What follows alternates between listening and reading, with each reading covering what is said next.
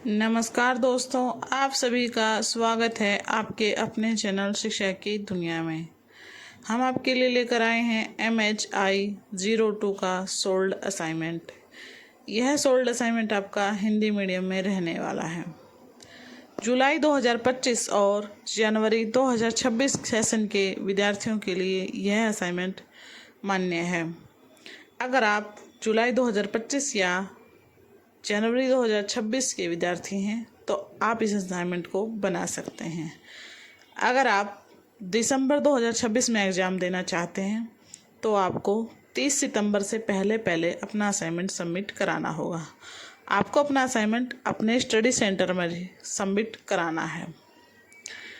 30 सितंबर last date बताई जा रही है, यानी 1 सितंबर से आपके असाइनमेंट सबमिट होना स्टार्ट हो जाएंगे। उससे पहले आप अपना असाइनमेंट बनाकर रख लें। जैसे ही असाइनमेंट सबमिट होने स्टार्ट हो जाए आप अपना असाइनमेंट सबमिट कर दें। असाइनमेंट पहले सबमिट करने का फ़ायदा ये होता है कि आपके असाइनमेंट इधर उधर नहीं होते हैं और आपके मार्क्स जल्दी लग जाते हैं। मार्क्स बहुत लेट तक बच्चों के इसीलिए नहीं लगते हैं कि बाद में बहुत ज़्यादा असाइनमेंट होने के बाद असाइनमेंट भी इधर उधर हो जाते हैं और टीचर्स वहाँ पर ध्यान नहीं दे पाते हैं, इसलिए बहुत लेट तक मार्क्स अपडेट होते हैं। आपको पहले असाइनमेंट सबमिट कराने में ये भी है कि अगर आपको वहाँ से कोई प्रॉब्लम है, कोई असाइनमेंट नहीं मिल रहा है, तो आपकी वहाँ पर हेल्प करने के लिए होता है। जैसे आपको कई बार नहीं समझ में आता कि आपको कौन से सेशन का असाइनमेंट बनाना चाहिए, कैसे बनाना चाहिए। जो स्टूडेंट नए हैं वो अपने कॉलेज जाकर पता भी कर सकते हैं कि आपको असाइनमेंट कौन से पेज पर बनाना है। अधिकतर जो स्टडी सेंटर हैं वो A4 साइज सीट पर ही अपना असाइनमेंट बनाना रिकमेंड करते हैं। तो दोस्तों, अब बात करते हैं कि आपको असाइनमेंट बनाना कैसे है। अच्छे मार्क्स लाने के लिए आपको कुछ पॉइंट्स ध्यान में रखने होंगे। और आपको असाइनमेंट सबमिट करना ज़रूरी क्यों है? देखिए, इग्नू में असाइनमेंट बहुत इम्पोर्टेंट होता है।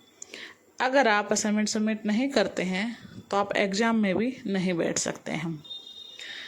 असाइनमेंट के मार्क्स आपके फाइनल मार्क्स में 30% तक का वेटेज रखते हैं, इसलिए आपको असाइनमेंट में अच्छे मार्क्स लाना बहुत ज़रूरी हो जाता है। अगर आप असाइनमेंट में अच्छे मार्क्स ला देते हैं तो आपके मार्क्स लास्ट स्टेज पर काफ़ी इम्प्रूव हो जाते हैं। अब बात कर लेते हैं कि उसको आपको बनाना कैसे है। सबसे पहले आपको फ्रंट पेज बनाना चाहिए। फ्रंट पेज पर आप अपना नाम, नामांकन संख्या यानी programme code, course code, Gmail ID, mobile number, अपना स्टडी सेंटर, सिग्नेचर, ये सारी ज़रूरी चीज़ें आप फ्रंट पेज पर मेंशन करेंगे। उसके बाद आप अपनी आईडी लगाएंगे।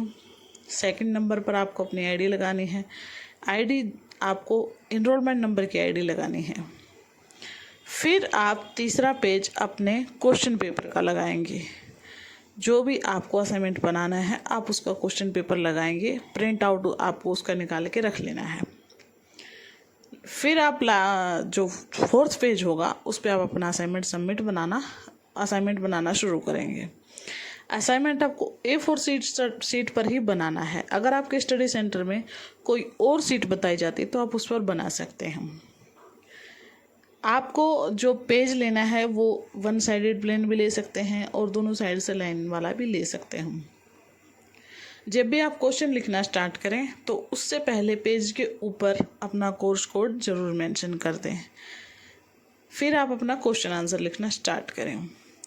क्वेश्चन आंसर लिखते वक्त आपको ब्लैक और ब्लू पेन का ही इस्तेमाल करना है। ब्लैक पेन से आप क्वेश्चन लिखेंगे और ब्लू पेन से आप आंसर लिखेंगे। मेन हेडिंग है उनको आप ब्लैक पेन से लिख सकते हैं और इम्पोर्टेंट कीवर्ड्स को अंडरलाइन करें।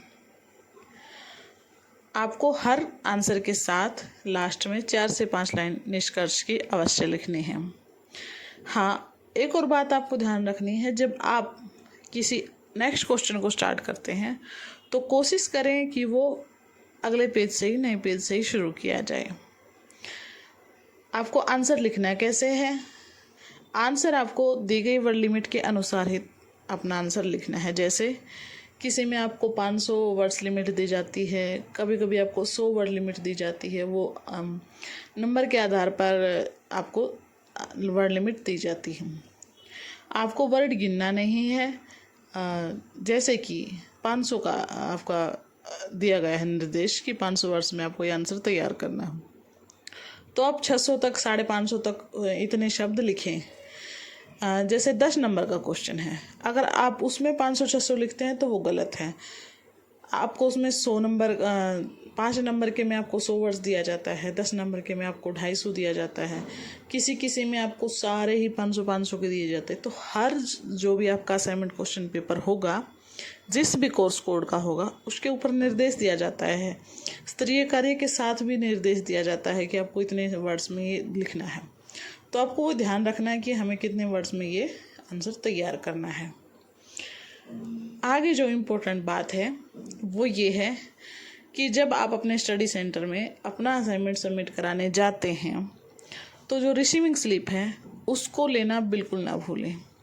और रिसीविंग स्लिप लेते वक्त एक बात ज़रूर ध्यान रख लें कि उसमें देख लें कि आप जिस अध्यापक से अपने असाइनमेंट सबमिट करा रहे हैं उन्होंने अपने सिग्नेचर उसमें किए हैं या नहीं किए हैं। रिसीविंग स्लिप पर सिग्नेचर होना बहुत ज़रूरी है। और जिस कोर्स कोड के आप वहाँ पर असाइनमेंट सबमिट कर रहे हैं वो सभी आपको उस रिसीविंग स्लिप में ज़रूर मेंशन करने हैं। ऐसा ना हो कि आप असाइनमेंट सारे सबमिट कर दें और उसमें कोई आपका छूट जाए। तो अगर आपको उसमें कोई छूट जाता तो आपके जो नंबर हैं वो नहीं लगेंगे, चाहे आपने वहाँ पर अपना असाइनमेंट सबमिट करा ही क्यों ना दिया हो। तो रिसीविंग स्लिप पर ये बातें ज़रूर ध्यान रखनी है आपको।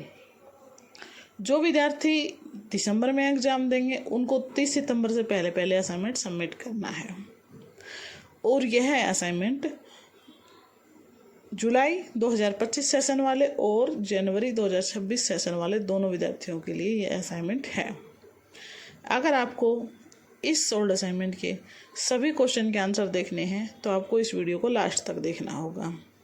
आपको हमारी दी हुई जानकारी कैसी लगी, आप हमें कमेंट में अपनी राय देना बिल्कुल ना भूलें। अगर आपको हमारी यह वीडियो हेल्पफुल लगी हो तो वीडियो को लाइक करें, अपने दोस्तों के साथ शेयर करें और हमारे चैनल शिक्षा की दुनिया को सब्सक्राइब करना बिल्कुल ना भूलें। नमस्कार दोस्तों, मिलते हैं आपसे एक नए कोर्स कोड के साथ।